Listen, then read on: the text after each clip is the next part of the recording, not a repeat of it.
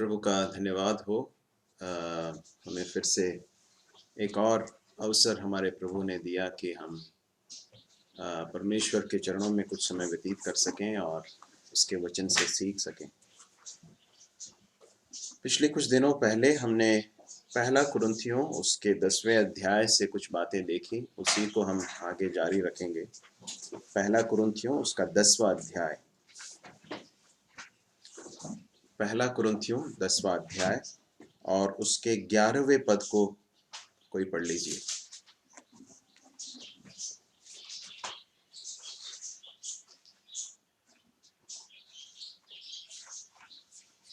कोई पढ़ लीजिए उसे 11वें पद को।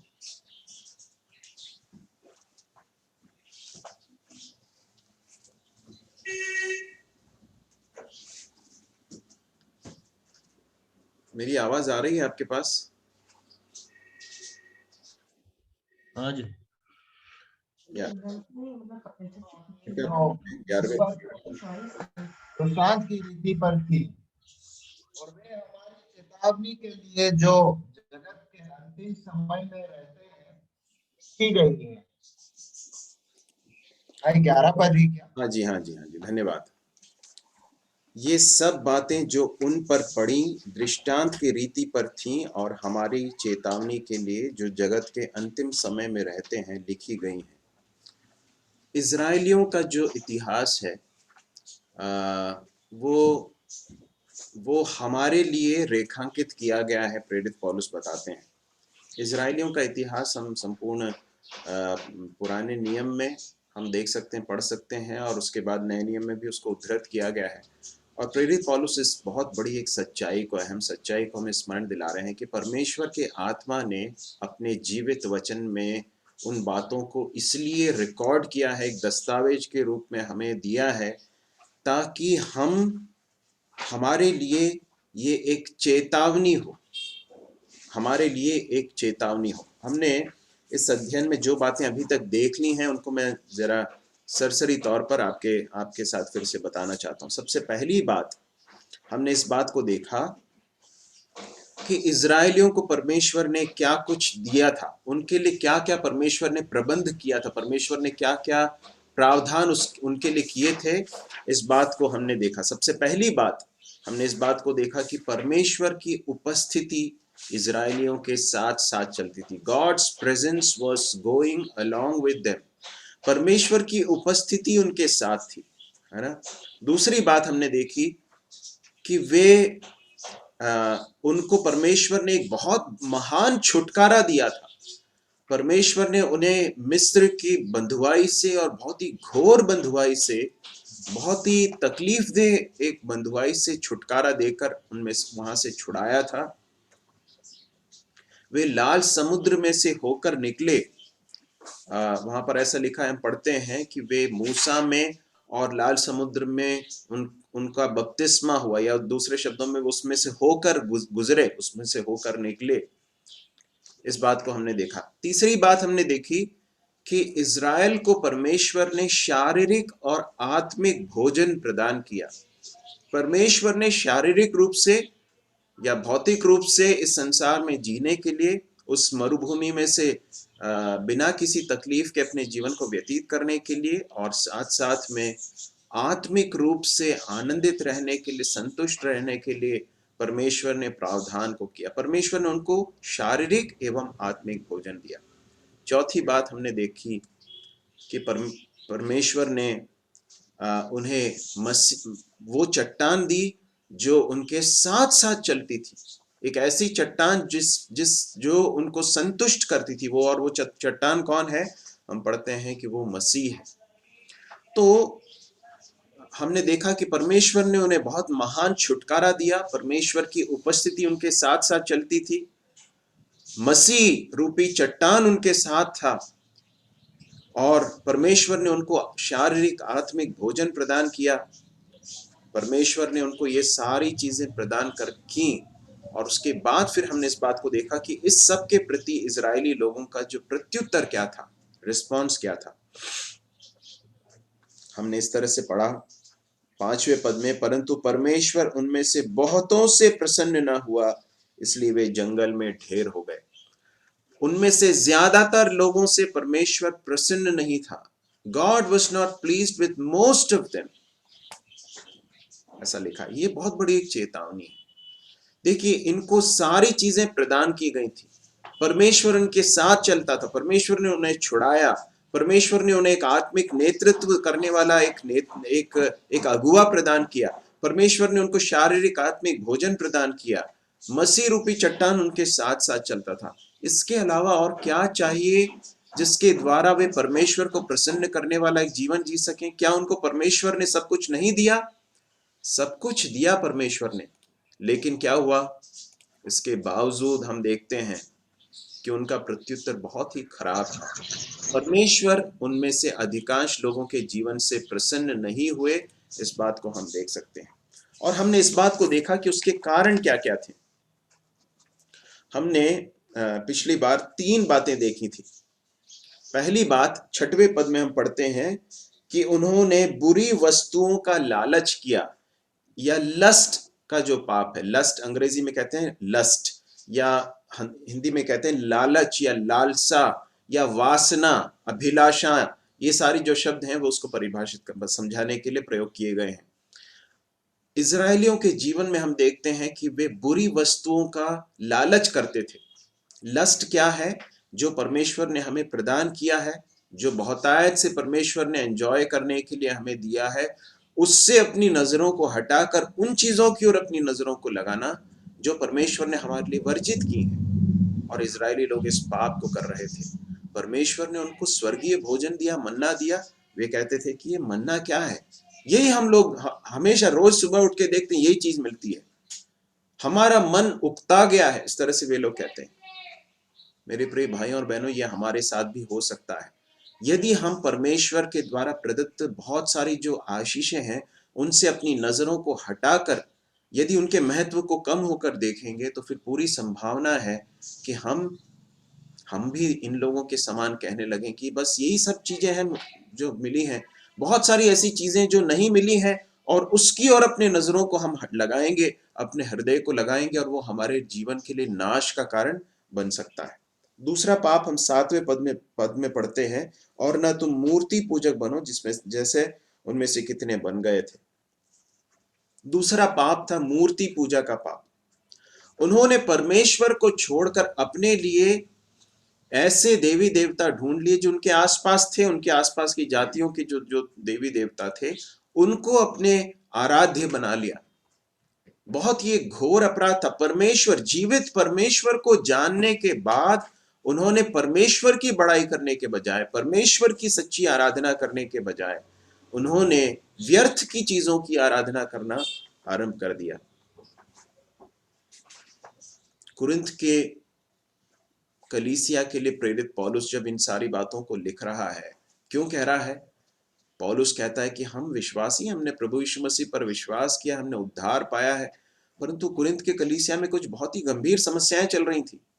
और उन सब के संदर्भ में प्रेरित पौलुस बताता है कि देखो, इतिहास को तुम इजराइल के इतिहास को जरा पीछे झांक कर देखो, मुड़कर देखो कि जब इजराइलियों का इस तरह से प्रत्युत्तर था तो फिर परमेश्वर उनसे प्रसन्न नहीं हुआ, वे जंगल में ढेर हो गए।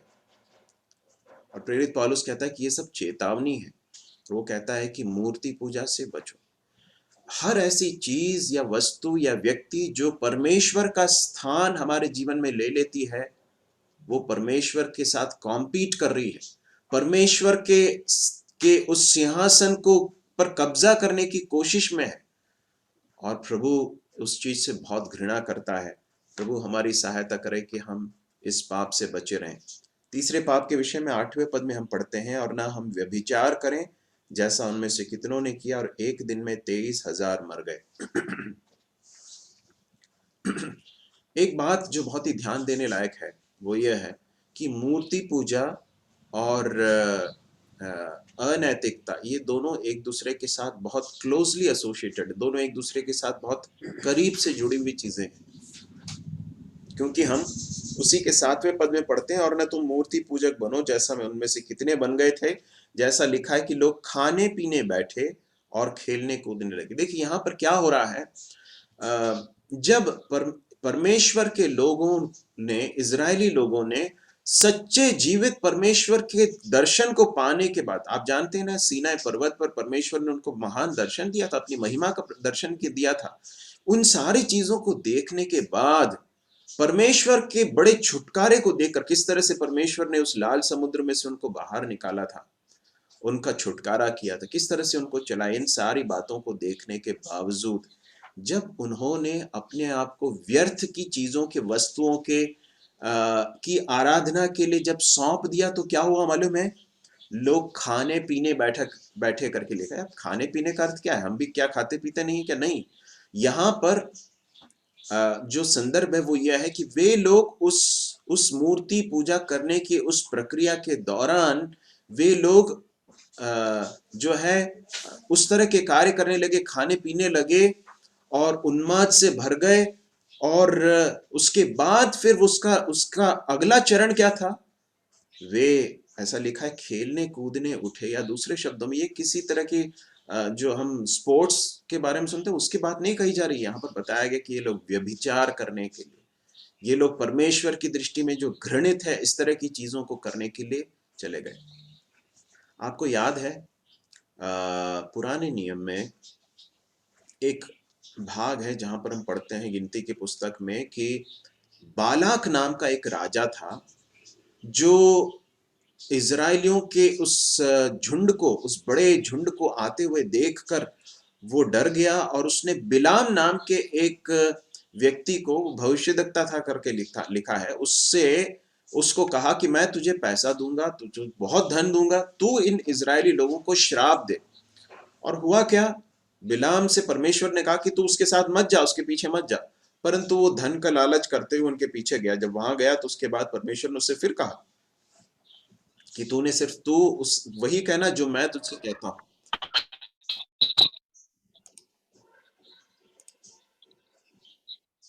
और उसके बाद फिर हम देखते हैं कि बालाक ने उससे कहा कि तू श्राप देना, परंतु बिलाम जो है अपना मुंह खोलता है और उसके बाद आशीष देने लगता है, क्योंकि वे परमेश्वर के लोग थे। बालाक के जो श्राप के सारे जो प्रयास थे वे सब विफल हो गए। क्यों हो गए? क्योंकि परमेश्वर के लोगों के बारे में बिलाम कहता है कि मैं ऐसे एक झुंड को देखता हूं जो सबसे अलग होकर अपने जीवन को व्यतीत करते थे। इजरायली लोगों के जीवन में उस समय पर आशीष का कारण क्या था, आप जानते हैं? क्योंकि उन्होंने आसपास की जातियों के समान व्यवहार नहीं किया, उनके साथ घुल मिलकर, उनके साथ एक होकर उनकी घृणित चीजों में हाथ नहीं डाला, इसलिए परमेश्वर की आशीष थी। उसके बाद आप जानते हैं क्या हुआ? बिलाम को मालूम पड़ गया कि परमेश्वर इनको आशीष ही देगा, इनको श्राप नहीं देगा, क्योंकि परमेश्वर के द्वारा आशीषित है। लेकिन बाद में जाकर हम पढ़ते हैं कि बिलाम ने बालाक को यह सम्मति दी, या फिर उसको एक एडवाइस दिया कि तू एक काम कर कि तू इन इजरायली लोगों के पास जो है अन्य जाति स्त्रियों को भेज कि वे उन्हें व्यभिचार करने के लिए प्रेरित करें, और उसके द्वारा परमेश्वर का दंड उनके ऊपर आ जाएगा। और आप जानते हैं वैसा ही हुआ। बहुत ही एक रोचक वृत्तांत है कि जिस श्राप को बिलाम उनके ऊपर नहीं ला पाया, इसलिए क्योंकि वे अन्य जातियों के साथ घुल मिलकर उनके समान उस मूर्ति पूजा और घृणित चीजों में हाथ नहीं डाल रहे थे, उस श्राप को बिलाम भले नहीं ला पाया, परंतु जब इजरायली लोगों ने उस प्रलोभन में आकर उन अन्य जाति स्त्रियों के साथ व्यभिचार करके उनके साथ उन घृणित चीजों की, वस्तुओं की और पशु पक्षियों की आराधना करना आरंभ किया, क्या हुआ मालूम है? उसके बाद उसका कारण क्या था? व्यभिचार था। और उसके बाद हम देखते हैं कि परमेश्वर का बड़ा दंड उनके ऊपर आ गया। तो यदि हम परमेश्वर के स्थान को किसी और वस्तु या व्यक्ति या किसी चीज को, धन संपत्ति को देने लगेंगे, तो फिर बहुत जल्दी हम अनैतिकता के पाप में भी गिर सकते हैं। ये हमारे लिए एक बहुत बड़ी चेतावनी है। और यहाँ पर लिखा है, और न व्यभिचार करें जैसा कि उनमें से कितनों ने किया, और एक ही दिन में 23,000 मर गए। देखिए परमेश्वर का जो दंड है अनैतिकता के ऊपर, वो कितने तीव्र गति के साथ आता है और कितने भयानक रूप से आता है, इस बात को हम देख सकते हैं। एक ही दिन में 23,000 लोग मर गए। और इजरायलियों के उस इतिहास को लेकर पौलुस कुरिन्थ की कलीसिया को चेतावनी देता है। किसको? नए नियम के विश्वासियों को चेतावनी देते हुए कहता है कि देखो, यदि तुम में से कोई भी अगर इस तरह के जीवन को यदि व्यतीत कर रहा है तो सतर्क हो जाए, अभी भी समय है, चेत जाओ, उसको छोड़ दो, नहीं तो परमेश्वर का बहुत भयानक प्रकोप आने वाला है, परमेश्वर का दंड आने वाला है। अब हम आज उसके 9वें पद से आगे के पदों को पढ़ेंगे। 9वें पद में हम पढ़ते हैं, और न हम प्रभु को परखें जैसा उनमें से कितनों ने किया और सांपों के द्वारा नष्ट किए गए। अगला पाप जिसके विषय में प्रेरित पौलुस यहाँ स्मरण दिलाते हैं वो यह है कि उन्होंने प्रभु को परखा। उन्होंने प्रभु को परखा करके लिखा है। इसके बारे में हम पढ़ते हैं गिनती की पुस्तक 21वां अध्याय 5 से लेकर 6 तक। गिनती की पुस्तक 21वां अध्याय 5 और 6, कोई पढ़ लेंगे उसे? गिनती की पुस्तक 21 का 5 और 6।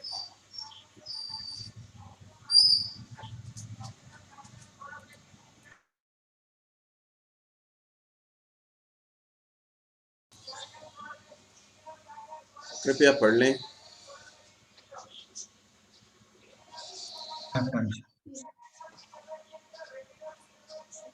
इसीलिए वे परमेश्वर के विरुद्ध बात करने लगे और मूसा से कहा, तुम लोग हमको मिस्र से जंगल में मरने के लिए क्यों ले आए हो? यहाँ न तो रोटी है और न पानी, और हमारे प्राण इस निकम्मी रोटी से दुखित है। अतः यहोवा ने उन लोगों में तेज विष वाले सांप भेजे जो डसने लगे, और बहुत से इस्राएली मर गए। धन्यवाद भाई। यहाँ पे हम पढ़ते हैं कि क्या हुआ। इजरायली लोगों ने परमेश्वर के विरुद्ध और मूसा के विरुद्ध बातें करना आरंभ किया और क्या कहते हैं? तू हमें मिस्र से इस मरुभूमि में, इस रेगिस्तान में मार डालने के लिए ले आया है क्या? यहाँ न तो रोटी है न पानी है, और उसके बाद एक बात कहते हैं कि हमारा प्राण जो है इस निकम्मे मन्ना से जो है उकता गया है, अघा गया है।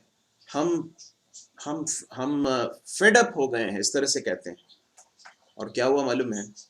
परमेश्वर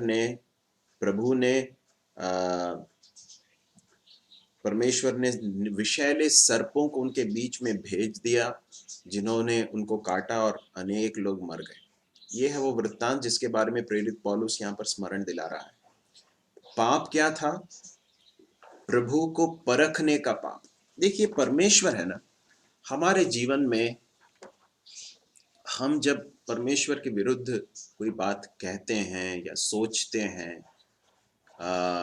अपनी दृष्टि से, अपने बातचीत से, अपने कार्यों से, हम जब परमेश्वर के विरुद्ध में कोई पाप करते हैं तो प्रभु हमें अवसर देते हैं, बार बार चिताते हैं, अलग अलग रीति से चिताते हैं। हो सकता है किसी व्यक्ति के द्वारा चिताए, हो सकता है कि कुछ ऐसी परिस्थिति आ जाए जिसकी हमने अपेक्षा नहीं की थी, और उसके द्वारा परमेश्वर हमें बताते हैं कि छोड़ दो, अभी भी मौका है।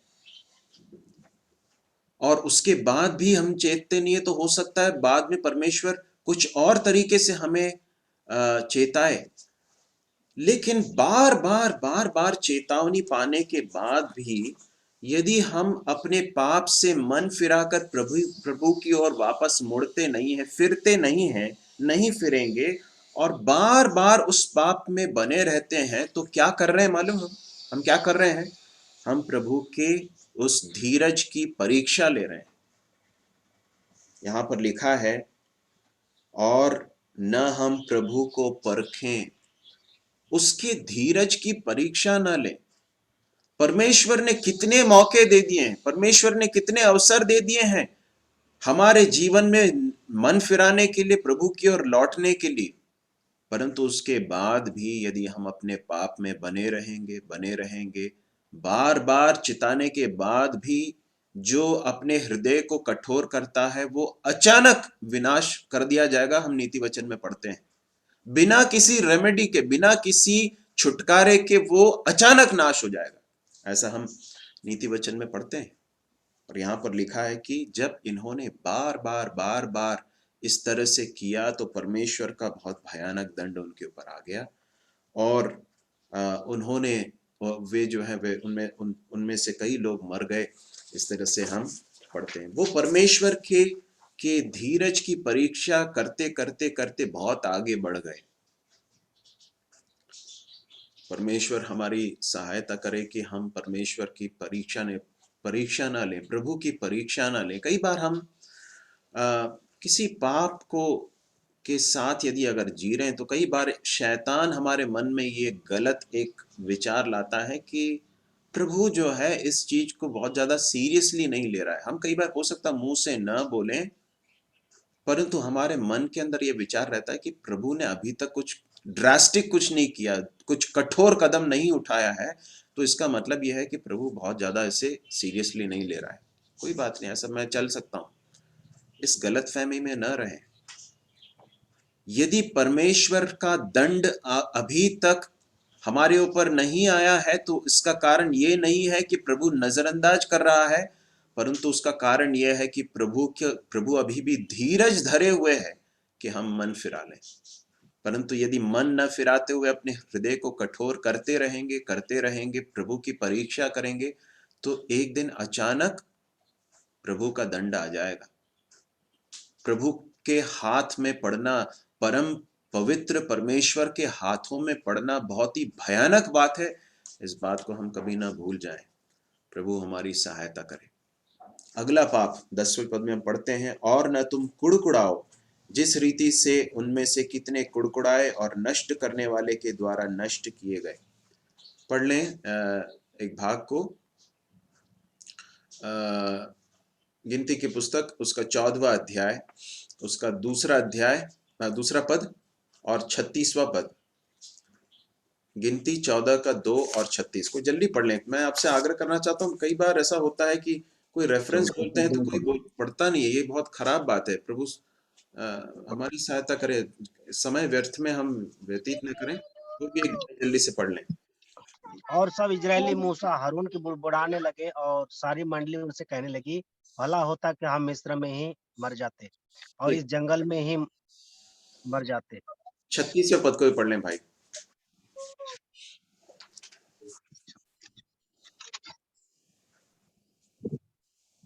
तब जिन पुरुषों को मूसा ने उस देश का भेद लेने के लिए भेजा था और उन्होंने लौटकर उस देश की नामधराई करके सारी मंडली को कुड़कुड़ाने के लिए उभारा था। अब 16वें अध्याय के 11 को पढ़ लें। 16वां अध्याय, गिनती की पुस्तक 16वां अध्याय उसका और 11वां इसी पद। कारण तूने अपनी सारी मंडली को यहोवा के विरुद्ध इकट्ठे किया है।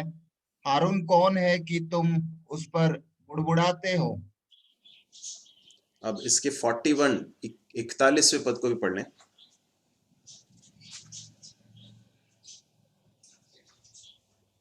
दूसरे दिन इसराइलियों की सारी मंडली यह कहकर मूसा और हारून पर बुड़बुड़ाने लगी कि यहोवा की प्रजा को तुमने मार डाला है।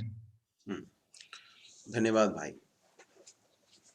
इजरायलियों के इतिहास को यदि हम देखेंगे तो हम एक बात बार बार देख सकते हैं कि वे कुड़कुड़ाते थे। कुड़कुड़ाना, इसका अर्थ क्या है? इसका अर्थ यह है कि कंप्लेंट करना, हमेशा कंप्लेंट करना कि ये तुम ऐसे हो, तुमने ऐसा किया है। परमेश्वर के प्रति और परमेश्वर के द्वारा ठहराए गए जो अगुआ था, परमेश्वर ने मूसा को उनके लिए ठहराया था, हारून को ठहराया था, उनके विरुद्ध वे कुड़कुड़ाते थे या वे कंप्लेन करते थे। कहते थे कि तुम कहां पर ले आए, हमें नाश करने के लिए ले आए हो। और जब परमेश्वर का दंड आता था तब कहते थे कि ये जो है तुमने हमें मार डाला है। तो हम इजरायलियों के जीवन में बार बार इस बात को देख सकते हैं कि वे कुड़कुड़ाते थे। मरमर करना है उसका जो अंग्रेजी जो शब्द है, मरमर करना। क्यों एक व्यक्ति मरमर करता है? एक व्यक्ति या लोग जब कुड़कुड़ाते हैं तो उसका कारण क्या है? पहला एक कारण यह है कि उनको परमेश्वर के ऊपर विश्वास नहीं था। जब वे कठिन समय से होकर गुजरते थे तो उस समय पर परमेश्वर के ऊपर भरोसा करने के बजाय वे परमेश्वर के विरोध में बातें कहने लगते थे। परमेश्वर से कहते थे कि प्रभु ये क्या है, ये क्यों हमारे साथ हो रहा है, आप क्यों हमें यहाँ पर लेके आ गए, वहीं अच्छा था, इस मिस्र इससे अच्छा था। आप जानते क्या कह रहे हैं वो कहते हैं कि मिस्र की गुलामी इससे बेहतर थी। ये सही है क्या? ये बहुत बड़ा झूठ है, बहुत गलत बात है। मिस्र की गुलामी बहुत ही भयानक थी। वो लोग रो रो कर दोहाई दे रहे थे प्रभु से कि प्रभु हमें यहाँ से छुड़ाइए। वहां से छूट गए और उसके बाद मिस्र की गुलामी से छूटकर वे उस रेगिस्तान के रास्ते में हैं। बीच में कुछ समय आया जब भोजन की कमी आई या पानी की कमी आई। क्या परमेश्वर उनको हमेशा उस अवस्था में रखता? कभी नहीं। एक परीक्षा का समय था कि ये देखने के लिए कि वे परमेश्वर पर भरोसा करते हैं कि नहीं। परंतु परमेश्वर पर भरोसा न करने के कारण क्या करने लगे? कुड़कुड़ाने लगे। हमारे जीवन में जब कठिन परिस्थितियां आती हैं, जब विषम परिस्थितियां आती हैं, तब हमारे विश्वास की परीक्षा होती है। तब समझ में आता है कि हमारा भरोसा किस पर है। और उस समय पर यदि हमारे मुंह से या हमारे हृदय से परमेश्वर के प्रति यदि कुड़कुड़ाने के शब्द निकलते हैं, या हमारे ऊपर जो आत्मिक अगुए प्रभु ने रखे हैं उनके प्रति कुड़कुड़ाने के शब्द निकलते हैं, तो ये एक बहुत ही गंभीर बात है प्रिय भाई और बहन। हमें इस बात को याद रखना है कि हमारा भरोसा परमेश्वर के ऊपर होना चाहिए। इजरायली लोगों का परमेश्वर के ऊपर भरोसा नहीं था, पहली बात। और दूसरा कारण, जब एक व्यक्ति कुड़कुड़ाता है, कब कब कुड़कुड़ाता है? जब वो अपने उस अवस्था में, अपने जीवन में संतुष्ट नहीं रहता, तब कुड़कुड़ाता है ना। हम भी अपने व्यावहारिक जीवन को भी देख लें तो हम इस बात को देख सकते हैं कि जब हमारे जीवन में किसी चीज की कमी रहती है और हम उस अवस्था में परमेश्वर ने जितना हमें दिया है उससे संतुष्ट नहीं रहते हैं, तो फिर क्या करने लगते हैं? कुड़कुड़ाने लगते हैं। ये मनुष्य का स्वभाव है। तो दो कारण है, विश्वास की कमी और संतुष्टि की कमी। विश्वास यदि परमेश्वर पर नहीं है, भरोसा नहीं है परमेश्वर पर, तो एक व्यक्ति कुड़कुड़ाने लगता है। और जब एक व्यक्ति संतुष्ट नहीं रहता है तो फिर वो कुड़कुड़ाने लगता है। मेरे प्रिय भाई और बहनों, मैं आपको बताना चाहता हूं, हमारे इस जीवन में अलग अलग तरह के अनुभव आएंगे। इजरायलियों की जो यात्रा थी मरुभूमि में से, उसके दौरान बहुत प्लेंटी का अनुभव भी था। प्लेंटी मतलब बहुत बहुतायत का समय भी था, परंतु कमी का समय भी था। हम उस गीत को गाते हैं ना, धन्य तेरा नाम बहुतायत के समय, परिपूर्णता के समय में, जब जब परिस्थितियां विषम हो, उस समय पर भी धन्य तेरा नाम। ये है एक भक्त का लक्षण। हम पढ़ते हैं अय्यूब के बारे में। अय्यूब बहुत धनी व्यक्ति था, उस समय भी परमेश्वर की स्तुति करने वाला, परमेश्वर की आराधना करने वाला भक्त व्यक्ति था। जब बहुत ही कठिन दौर में से होकर गुजर रहा था, तब भी वो कहता है कि प्रभु ने दिया, प्रभु ने लिया, उसका नाम धन्य हो। ये एक भक्त का लक्षण है। परंतु यहाँ पर क्या हो रहा है? जब जीवन में कुछ समय के लिए, थोड़े समय के लिए जब कठिन परिस्थितियां आ गई, तो क्या करने लगे? बुड़बुड़ाने लगे, कुड़कुड़ाने लगे, कंप्लेंट करने लगे, कहने लगे कि क्या है, क्यों हो रहा है, और लोगों को के ऊपर दोष देने लगे, परमेश्वर के ऊपर दोष देने लगे और दूसरे मनुष्यों के ऊपर दोष देने लगे। देखिए, ये कुड़कुड़ाने का के अंदर जो समस्या है वो यह है कि जब एक व्यक्ति कुड़कुड़ाता है तो परमेश्वर को दोष देने लगता है और मनुष्यों को भी दोष देने लगता है। वो ये नहीं देखता है कि मेरा रिस्पॉन्स क्या है, इस परिस्थिति में मैं किस तरह से प्रत्युत्तर दे रहा हूं। इस बात को देखने के बजाय गलती दूसरे लोगों में ढूंढने लगता है, परमेश्वर में ढूंढने लगता है। 3 भाग इस संदर्भ में मैं चाहूंगा कि नए नियम में से हम देखें। दो भाग। फिलिपियों की पत्री 2 अध्याय उसका 14वां पद। Philippians chapter 2 verse 14। कोई पढ़ लें जल्दी से।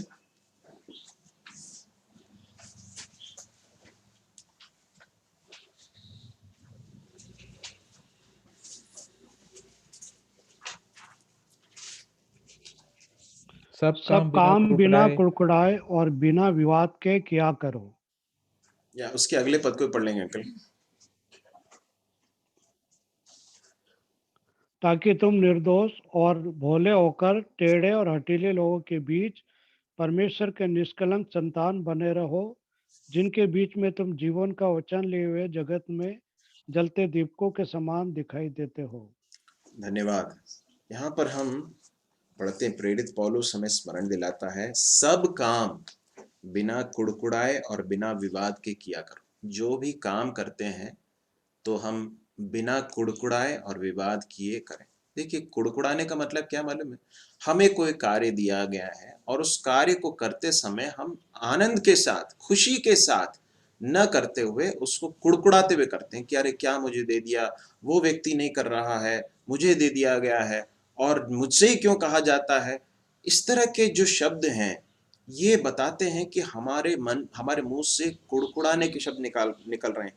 प्रेरित पौलुस बताता है कि सब काम बिना कुड़कुड़ाए और बिना विवाद के किया करो। कुछ काम दिया गया है, खुशी के साथ करो, बिना कुड़कुड़ाए करो। ये बात जो है हमारे कार्यस्थल में, हमारे पढ़ाई के क्षेत्र में, हमारे घरेलू कामों में, हमारे पारिवारिक जीवन में हो, कलीसियाई जीवन में, सारे क्षेत्रों में लागू होता है। हम अपने कार्य के स्थलों में, वर्क प्लेसेस में जब काम दिया जाता है, बिना कुड़कुड़ाए करें और बिना विवाद किए करें। अपने काम को खुशी के साथ करें, आनंद के साथ करें। जो पढ़ाई करने वाले विद्यार्थी हैं, जब करने के लिए कहा जाता है बिना कुड़कुड़ाए करें। जब कोई जिम्मेदारी घर में दी जाती है आपको तो उसे बिना कुड़कुड़ाए करें। घरेलू जो काम हो या फिर कलीसिया में कुछ कार्य दिया जाए, जो भी हो उस कार्य को बिना कुड़कुड़ाए करें, बिना विवाद के करें। ताकि क्या लिखता है? ताकि तुम निर्दोष और भोले होकर टेढ़े और हठीले लोगों के बीच परमेश्वर के निष्कलंक संतान बने रहो। इसका मतलब यह है कि यदि निर्दोष और भोले होकर परमेश्वर के सन्मुख रहना, जीना है, तो बिना कुड़कुड़ाए करना बहुत ही महत्वपूर्ण है। जिनके बीच में तुम जीवन का वचन लिए हुए जगत में जलते दीपकों के समान दिखाई देते हो। देखिए, इस संसार में जो लोग हैं उनके बारे में बताया गया कि वे हठीले लोग हैं और टेढ़े लोग हैं। उनके बीच में जीवन का वचन लिए हुए जगत में जलते दीपकों के समान तुम हो। और ऐसे समय में बहुत ही महत्वपूर्ण है कि तुम अपने कार्यों को बिना कुड़कुड़ाए करो। जो परमेश्वर ने दिया है उसमें संतुष्ट रहो। जो प्रभु ने कार्य करने को दिया है उसे खुशी के साथ करो और बिना विवाद के किया करो। परमेश्वर के ऊपर भरोसा करो। अपने जीवन के हर परिस्थिति के विषय में परमेश्वर का नियंत्रण है, परमेश्वर की भलाई है, उस बात पर विश्वास रखो। ठीक है, तो इतनी बातें प्रेरित पौलुस बताता है। हमने 5 इजरायलियों के द्वारा किए गए 5 पाप देखे। सबसे पहला पाप है लालच का पाप या फिर वासना का पाप। दूसरा है मूर्ति पूजा का पाप। तीसरा है अनैतिकता का पाप। और चौथा है परमेश्वर को परखने का पाप। और पांचवा है कुड़कुड़ाने का पाप। अब हम 11 से लेकर वापस हमारे उसमें आ जाएं। पहला कुरिन्थियों 10वां अध्याय, उसके 11 से लेकर 13वें पद तक हम पढ़ेंगे। कोई भाई जल्दी से उसे पढ़ लें, 11 से लेकर 13 तक। परंतु ये सब बातें जो उन पर पड़ी दृष्टांत की रीति पर थीं और वे हमारी चेतावनी के लिए जो जगत के अंतिम समय में रहते हैं लिखी गई हैं। इसलिए जो समझता है मैं स्थिर हूँ वह चौकस रहे कि कहीं गिर ना पड़े। तुम किसी ऐसी परीक्षा में ना पड़े जो मनुष्य के सहने से बाहर है। परमेश्वर सच्चा है और वह तुम्हें सामर्थ्य से बाहर परीक्षा में ना पड़ने देगा, वरन परीक्षा के साथ निकास भी करेगा कि तुम सह सको। प्रेरित पौलुस यहाँ पर बताता है इजरायलियों के साथ जो कुछ हुआ वो तुम्हारे लिए लिखा हुआ है। इसका मतलब यह है कि इसका एक डायरेक्ट एप्लीकेशन हमारे लिए है। इसका एक सीधा सारोकार इसका हमारे जीवन के साथ है, मेरे जीवन के साथ है, आपके जीवन के साथ है। और इन बातों को चेतावनी के रूप में यहाँ पर रेखांकित किया गया है और बताया गया है कि तुम इससे चेतावनी लो। 3 बातें हैं जो यहाँ पर प्रमुख रूप से प्रेरित पौलुस बताता है। 11 से लेकर 13 तक 3 बातें। पहले मैं उन प्रमुख बिंदुओं को आपको बता देता हूं, उसके बाद उसके विवरण में हम आएंगे। पहली बात यह है कि हम जगत के अंतिम समय में रहते हैं। पहली सच्चाई, हम जगत के अंतिम समय में रहते हैं, ठीक है। दूसरी सच्चाई,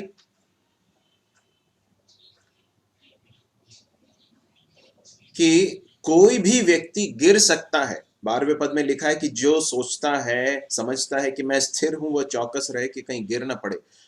हर व्यक्ति के गिरने की संभावना है। यह है दूसरी सच्चाई। और तीसरी सच्चाई वो यह है कि परमेश्वर हमें ऐसी किसी परीक्षा में पड़ने नहीं देगा जो हमारे सहने से बाहर है, और हमें परीक्षा के साथ निकास भी करेगा। यह है तीसरी सच्चाई। हम जरा जल्दी से इन्हें देखकर समाप्त करेंगे। पहली बात कि हम किस दौर में जी रहे हैं, हम कौन से समय में जी रहे हैं। प्रेरित पौलुस यहाँ बताता है कि हमारे लिए ये चेतावनी के रूप में लिखी गई हैं, और हम कौन से समय में जीते हैं, हम जगत के अंतिम समय में रहते हैं। मेरे प्रिय भाई और बहनों, संसार के लोगों का विचार क्या है कि संसार जैसा चलता आया है वैसा ही चलता जाएगा। पहले जैसा होता रहा है वैसा ही आगे भी होता रहेगा। ये सब ऐसा ही चलता रहा है, ऐसा ही चलता रहेगा। परंतु परमेश्वर का वचन क्या बताता है? ज्यादा समय शेष नहीं रहा है। परमेश्वर न्याय करने वाला है। प्रभु यीशु मसीह का आगमन होने वाला है, और प्रभु यीशु मसीह इस संसार में न्याय के लिए आने वाले हैं। ये अंतिम समय है। इस बात को परमेश्वर का वचन बार बार स्मरण दिलाता है। ये एक ऐसी सच्चाई है जो हमारे मन के अंदर बैठ जानी चाहिए। प्रेरित पौलुस कहता है कुरिन्थ के विश्वासियों से कि हे मेरे भाइयों और बहनों, इस बात को कभी भूल मत जाना कि तुम कौन से दौर में जी रहे हो। एक बहुत ही क्रूशियल समय है ये। समय क्या है? प्रभु का आगमन बहुत निकट है। सारी चीजों का अंत होने वाला है। परमेश्वर न्याय करने वाला है, और इसलिए क्या करो, इस समय के उस नाजुकता को, इस बात को समझो कि तुम कौन से दौर में जी रहे हो। पहली बात। दूसरी बात यह है,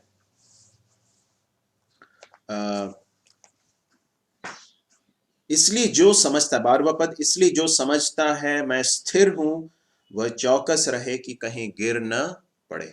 दूसरी सच्चाई वो यह है कि हम में से कोई भी नहीं है जो गिरने की संभावना जिसकी नहीं है।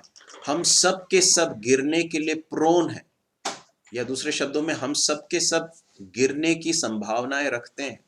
इस संसार में कोई भी ऐसा विश्वासी नहीं है, कितना भी परिपक्व क्यों ना हो, कितने ही भक्ति में अपने जीवन को व्यतीत करने वाला क्यों ना हो, ऐसा नहीं हो सकता है कि वो गिर ना पड़े। गिरने की सारी संभावनाएं हैं। आप जानते हैं कुरिन्थियों की पत्री में ही प्रेरित पौलुस बताता है कि मैं अपने शरीर को मारता कूटता और अपने वश में लाता हूं, ताकि औरों को प्रचार करके मैं खुद भी निकम्मा न ठहरूं। इसका मतलब क्या है? इसका अर्थ यह है कि प्रेरित पौलुस इस बात की संभावना को स्वीकार करता है कि वो भी गिर सकता है ना? इसलिए वो कह रहा है कि मैं खुद भी प्रचार करने के बाद अपने आप मैं खुद निकम्मा ना हो जाऊं, इसलिए अपने शरीर को मारता कूटता और वश में लाता हूं। इसका मतलब यह है कि हम सब के गिरने की संभावना है, पोटेंशियल है। इसलिए किसी पाप में गिरे हुए एक भाई को या बहन को देखकर उसकी हंसी नहीं उड़ाना, और ये नहीं सोचना कि मैं नहीं गिरूंगा या मैं नहीं गिर सकता। एक पाप में गिरे हुए एक विश्वासी भाई या बहन को देखकर हमारे हृदय के अंदर दर्द उठना चाहिए।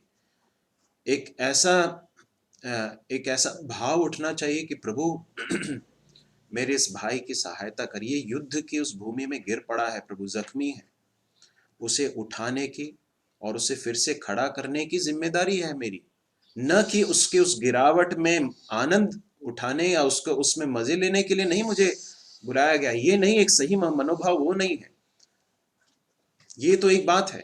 दूसरी बात यह है कि ऐसा करते समय भी बहुत ही ध्यान के साथ करना। यहूदा की पत्री में हम पढ़ते हैं कि बहुत लोगों को उस नरक में से खींच लो, परंतु ऐसा करते समय भी मैं उनके वस्त्रों से भी अपने आप को दूर रखो, कहीं तुम खुद मलिन ना हो जाओ। उसका मतलब क्या है? उसका अर्थ यह है कि पाप के साथ, किसी और के पाप के साथ डील करते समय अपने आप को बहुत ध्यान के साथ रखो, ऐसा नहीं ना हो कि तुम भी मलिन हो जाओ।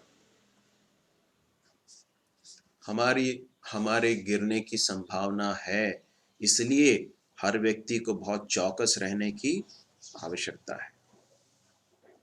लूका रचित सुसमाचार 18वें अध्याय के 9वें पद में ऐसा लिखा हुआ है। लूका इस तरह से रिकॉर्ड करता है कि उसने ये दृष्टांत उन लोगों के विषय में कहा जो अपने आप पर भरोसा करते थे कि वे धर्मी हैं और दूसरों को तुच्छ जानते थे। ये किसके बारे में है? फरीसियों और शास्त्रियों के बारे में। वे सोचते थे कि हम बहुत धर्मी हैं, दूसरों को तुच्छ जानते थे और दूसरों के गिरावट में वो उनकी हंसी उड़ाया करते थे। मेरे प्रिय भाई और बहनों, जो अपने ऊपर भरोसा करता है कि मैं धर्मी हूं, उसके गिरने की संभावना बहुत ज्यादा है। इसलिए बहुत जरूरी है कि हम सतर्क रहें। एक और भाग है जो मैं चाहता हूं कि आप निकाल लें और पढ़ भी लें। नीति वचन 28 का 26। नीति वचन 28 का 26 उसे पढ़ लें।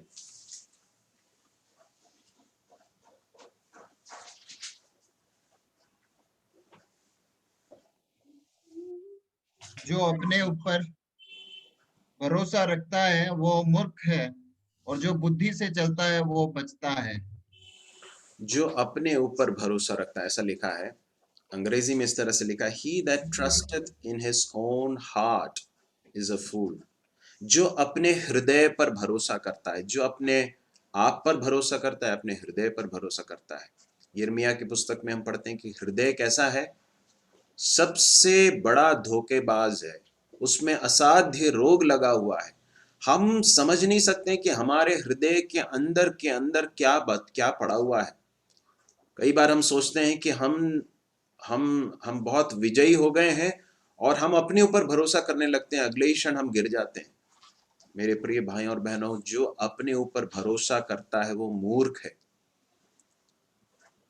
हम यदि आज अगर मसीह जीवन में अगर बिना पाप में गिरे अगर जीवन जी पा रहे हैं, तो वो हमारी सामर्थ्य से नहीं हो पा रहा है, परंतु परमेश्वर की बड़ी करुणा और परमेश्वर के अनुग्रह के द्वारा हम खड़े हैं। उस अनुग्रह पर ही खड़े रहना बहुत जरूरी है। परमेश्वर के अनुग्रह से ही हम पाप के ऊपर विजय के जीवन में बने रह सकते हैं, अन्यथा गिरने की संभावना है। तो इसलिए प्रेरित पौलुस कुरिन्थियों को स्मरण दिलाता है, जो सोचता है कि मैं स्थिर हूं, वह चौकस रहे कि कहीं गिर ना पड़े। इजरायलियों के इतिहास को तुम्हें बताया मैंने। पौलुस मानो ये कहना चाहता कि इजरायलियों के इतिहास को तुमने सुना है ना, और कुरिन्थ के कलीसिया में कुछ ऐसे लोग थे जो व्यभिचार में अनैतिकता के जीवन को व्यतीत कर रहे थे। प्रेरित पौलुस शायद उनको कह रहा है कि उन लोगों को संबोधित करता है जो उस तरह के जीवन में नहीं है, और कहता है कि तुम ऐसा मत सोचो कि तुम नहीं गिर सकते, तुम भी गिर सकते हो। इसलिए क्या करो? चौकस रहो, चौकस रहो, बी अलर्ट। अपने ऊपर भरोसा मत करो, परमेश्वर के ऊपर भरोसा करो और परमेश्वर के अनुग्रह से अपने आप को भरो। उसके ऊपर भरोसा करके ही तुम इस संसार में विजय का जीवन जी सकते हो। तीसरी सच्चाई, तुम 13वां पद, तुम किसी ऐसी परीक्षा में नहीं पड़े जो मनुष्य के सहने से बाहर है। परमेश्वर सच्चा है और वह तुम्हें सामर्थ्य से बाहर परीक्षा में न पड़ने देगा, वरन परीक्षा के साथ निकास भी करेगा कि तुम सह सको। तुम किसी ऐसी परीक्षा में नहीं पड़े जो मनुष्य के सहने से बाहर है।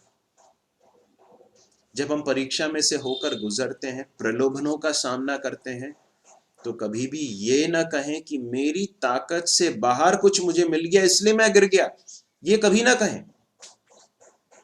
तुम किसी ऐसी परीक्षा में नहीं पड़े जो मनुष्य के सहने से बाहर है। परमेश्वर कभी भी ऐसी परीक्षा को हमारे सामने नहीं भेजेगा जो हमारे सहने से बाहर है या जिसके ऊपर हम विजय पा नहीं सकते हैं।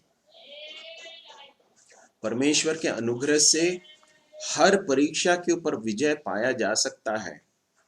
इसलिए हमें इस बात को याद रखना है कि हम जब गिर जाते हैं तो उसमें जिम्मेदारी हमारी है। हम किसी और को दोष ना दें। हम ये ना कहें कि उसने उसने वो मेरे पाप का कारण है, उसने मेरे साथ ऐसा किया इसलिए मैंने ऐसा किया। इस तरह से कहने के लिए हमारे पास कोई बहाना नहीं है। यदि मैंने पाप किया है, यदि मैंने प्रलोभन में अपने आप को पढ़ने के लिए दे दिया, मैंने पाप किया है, तो उसके लिए जिम्मेदार मैं खुद हूं। मैं किसी और को मैं उसके लिए जिम्मेदार नहीं ठहरा सकता। इस बात को याद रखें। परमेश्वर कभी ऐसी परीक्षा आपके सामने नहीं लाएगा। परमेश्वर किसी भी ऐसे प्रलोभन को आने के लिए आपके जीवन में नहीं अनुमति देगा जो आपके सहने से बाहर है। परंतु प्रभु विश्वास योग्य है, ऐसा लिखा है कि परमेश्वर सच्चा है, वह तुम्हें सामर्थ्य से बाहर परीक्षा में न पड़ने देगा। परमेश्वर जानता है कि हम कितना सह सकते हैं, हमारी ताकत कितनी है। उस सीमा के अंदर ही प्रभु परीक्षाओं को, प्रलोभनों को हमारे जीवन में अनुमति देगा। आपको याद है ना, अय्यूब की पुस्तक में हम पढ़ते हैं कि अय्यूब के बारे में परमेश्वर शैतान से पूछता है, तूने मेरे दास पर दृष्टि की है? उसके समान कोई धर्मी खरा व्यक्ति नहीं है। शैतान कहता है कि तूने उसके चारों ओर बाड़ा बांध रखा है। परमेश्वर कहता है कि ठीक है, तू उसके धन संपत्ति के ऊपर, इन सारी चीजों के ऊपर जो है तू हाथ लगा सकता है, लेकिन तू उसके शरीर के ऊपर हाथ मत लगाना। आगे जाकर परमेश्वर की जब अनुमति होती है तभी शैतान उसे हाथ भी लगा पाता है। तो इसका अर्थ यह है कि हमारे जीवन में जो प्रलोभन भी आते हैं, उसमें भी किस एक्सटेंट तक, किस सीमा तक हमारे पास पाप के प्रलोभन आएंगे, ये भी परमेश्वर निर्धारित करता है। परमेश्वर ऐसे किसी चीज को हमारे जीवन में अलाउ नहीं करेगा, परमिट नहीं करेगा, जिसमें हम पढ़कर पाप में गिर ही जाएं, जो हमारी सामर्थ्य के बाहर है। प्रभु हमारे परीक्षाओं को, प्रलोभनों को भी लिमिट करता है, सीमाएं बांधता है, ताकि हम हमारे सहने के बाहर ना आए। और एक और बात प्रेरित पौलुस बताता है, परीक्षा के साथ निकास भी करेगा कि तुम सह सको। परीक्षाएं आती हैं तो परीक्षा के साथ निकास भी आता है। निकास मतलब बचने का रास्ता। यूसुफ को प्रलोभन आया, परंतु बचकर भागने का रास्ता भी परमेश्वर ने उसे प्रदान किया, और यूसुफ ने उस बचकर भागने के रास्ते को अपनाया, उसे चुना, वो वहां से भाग खड़ा हुआ। दाऊद भी परमेश्वर का एक दास है, भक्त व्यक्ति था। वो अपने महल के छत पर टहल रहा था, उसने एक स्त्री को नहाते हुए देखा। उस समय पर उसके पास ये चुनाव था, विकल्प था कि वो बच कर भाग जाए। निकास का रास्ता परमेश्वर हमेशा प्रदान करते हैं, परंतु उस रास्ते को चुनने के बजाय उसने अपने पाप की अभिलाषाओं को पूर्ण करने के रास्ते को चुना, इसलिए वो पाप में गिर गया। प्रेरित पौलुस यहाँ स्मरण दिलाता है कि परमेश्वर बचने का रास्ता भी प्रदान करता है। हम इस बात को बहुत गंभीरता से लें प्रिय भाई और बहनों, कि हमारे जीवन में जितनी भी परीक्षाएं और प्रलोभन प्रभु भेजता है या अनुमति देता है, प्रभु उन सारी चीजों में बचने का रास्ता भी हमें प्रदान करता है। प्रभु हमारी सहायता करे। एक भाग और पढ़कर, एक या दो भाग हम पढ़ेंगे, उसके साथ हम समाप्त करेंगे। इब्रानियों 2 का 18 कोई पढ़ लें, कोई एक व्यक्ति निकाल लें। इब्रानियों 2 का 18 कोई, और याकूब 4 का 7 भी निकाल लें। इब्रानियों 2 का 18 पहले कोई पढ़ लीजिए, उसके बाद याकूब 4 का 7 जल्दी बोलिए। क्योंकि जब उसने परीक्षा की दशा में दुख उठाया तो वह उनकी भी सहायता कर सकता है जिनकी परीक्षा होती है। जिनकी परीक्षा होती है उनकी सहायता करने के लिए एक महायाजक है, एक अच्छा एक महायाजक हमारे लिए है, जिसने परीक्षा की दशा में दुख उठाया। पाप में पड़ने के बजाय, पाप में अपने आप को सौंपने के बजाय उसने दुख उठाया, और इसलिए वो हमारी सहायता कर सकता है। ठीक है, याकूब 4 का 7।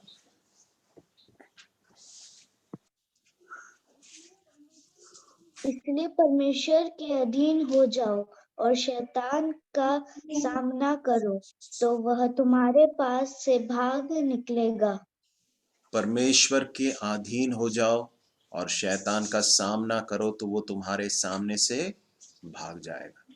मेरे प्रिय भाई और बहनों, हमारे जीवन में परमेश्वर ने निकास के रास्ते दिए हैं, प्रावधान किए हैं। पतरस के पत्री में हम पढ़ते हैं कि एक भक्ति का जीवन जीने के लिए जो कुछ भी जरूरी है, जो कुछ भी आवश्यक है, सब कुछ परमेश्वर ने दिया है। प्रभु हमारी सहायता करे कि भक्ति का जीवन हम जी सकें। इजरायलियों का इतिहास हमारे लिए बहुत बड़ी चेतावनी है कि हम उससे चेतावनी लेकर अपने जीवन को जांचें। वो पाप जो उनके जीवन में दिखे वो हमारे जीवन में न दिखें। हम परमेश्वर के भय में, भक्ति में अपने जीवन को व्यतीत कर सकें। प्रभु का आत्मा ऐसा करने के लिए हमारी सहायता करे, हमें बलवंत करे। प्रभु के नाम की महिमा हो। कोई भी एक भाई प्रार्थना करके समाप्त करेंगे।